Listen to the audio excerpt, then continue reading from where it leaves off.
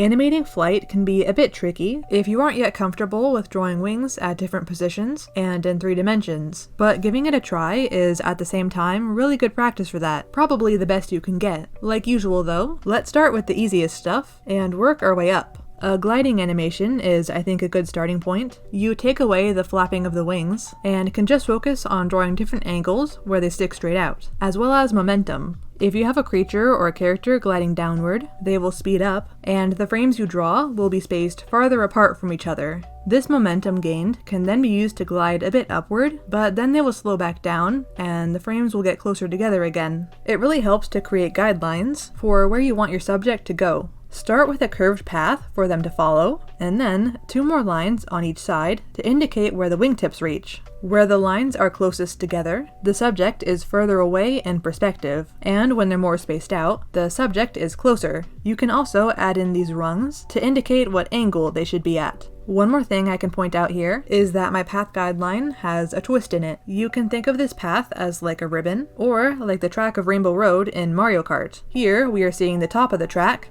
and here is the bottom. With the final animation on top, I hope you can see a bit more clearly what I'm talking about, as well as momentum and action. Note that distance is another thing that slows down the animation. When the dragon is far away, it appears to move slower, like how you can look out of a moving car window, and the further things seem to be going by slower than what's closer to the car. Compare it to this version, where the speed stays the same throughout, and you can see how much this helps to make it feel more realistic.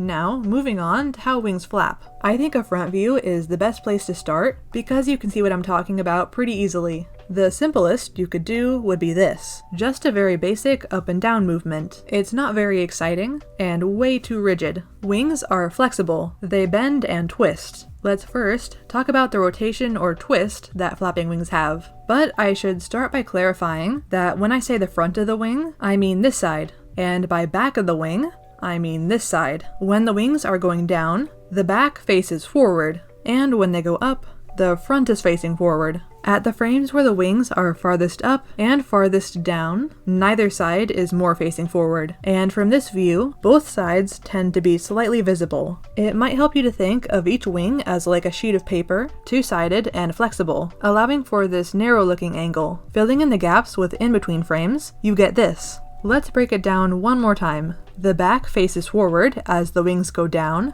then reach the lowest point where the sides are switching places. The fronts of the wings become the forward-facing side as they go back up, and then they reach the top where the sides are switching places again. And then the cycle continues. You don't have to make the rotation of the wings as dramatic as I have it here, but I went more on the extreme side for the sake of explaining, and I think it looks pretty cool anyways. Now, there's one more thing going on here that I mentioned, which is the bending of the wings. Let's call this half of the wing the base, and this is the end. I made this look like a carrot completely on accident, but I think it actually works as an example. Imagine grabbing a carrot and shaking it, because you hate carrots, and think about how the green part on top would flop around in response to that. The green would move left and right, along with the rest of the carrot, but would drag behind a little. When the orange stops going left and starts going right, the green continues to go left for a short time after, before it also starts going right, like it's a step behind. So back to the wings. Think of the orange base being the sturdier part that controls the wing. The green drags along with it.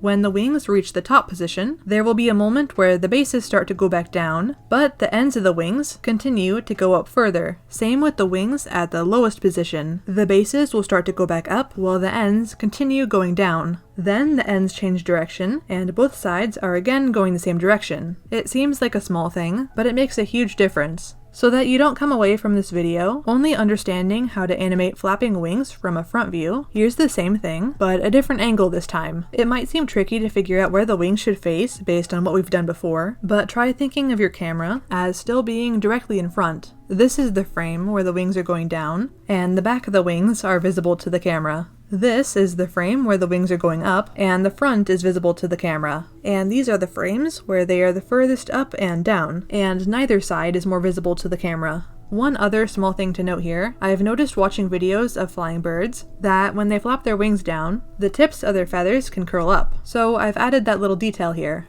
As a final thing to wrap up with, let's talk about what a takeoff and landing might look like using this fox creature. A similar thing could work for just about anything else you stick wings on. The first keyframe after the basic standing one I have here is essentially a preparation for takeoff pose. The wings go up and they get into a pre-jumping crouch position. Then, as they jump up, the wings flap all the way down. Because of the jump, there should be enough space for the wings if there wasn't before.